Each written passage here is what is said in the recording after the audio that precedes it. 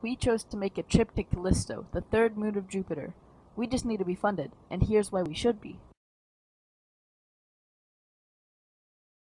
The five most abundant elements on our planet Callisto are magnesium, sulfur, carbon, oxygen, and silicon. Why would we want magnesium? Well, you can make flares out of magnesium, and Callisto doesn't see the sun too often, so those would be useful.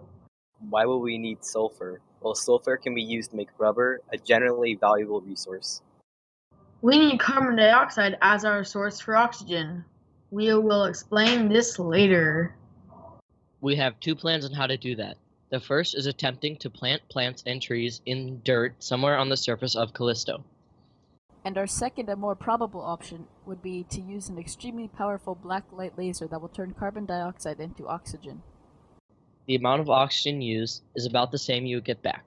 Although the process takes some time to get the oxygen, its design can improve over time and become more efficient.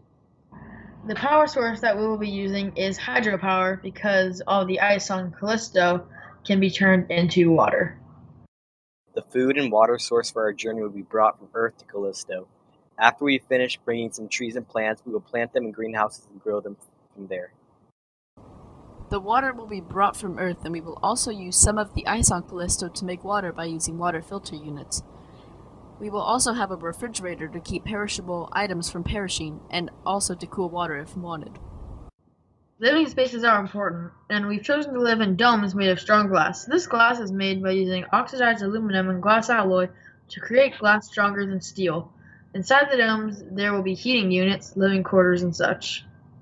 In one dome, we will have our source of energy. It will have a reservoir which will go through the dam. The power will be generated when the water flow through a turbine that is connected to a generator and transformer. We will have power lines go through tunnels to each dome. The weather is very cold and has little to no wind at all on Callisto. The highest wind speed recorded recently was 8 miles per hour, while the lowest was less than 1 mile per hour.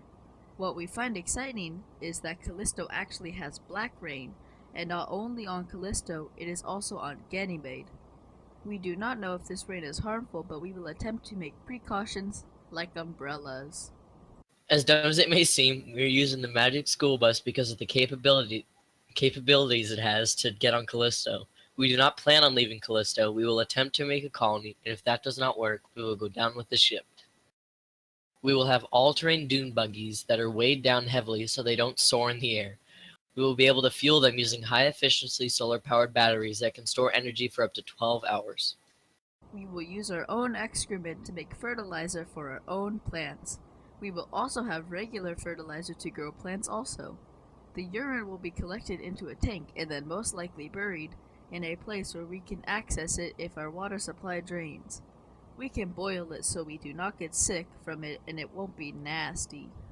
All of the team members have a role to play while living on Callisto and getting there. Sean will be the doctor, Brian the nutritionist, who is also the botanist, Avery the engineer, and Connor the scientist who perform research while on Callisto.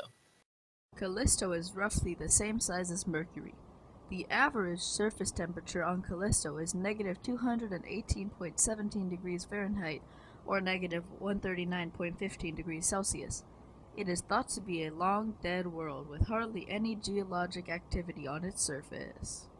A very prominent thing about Callisto is its craters, and that there are many of them, so this would lead us to believe that the surface of Callisto is not very smooth, but rough and hilly 44.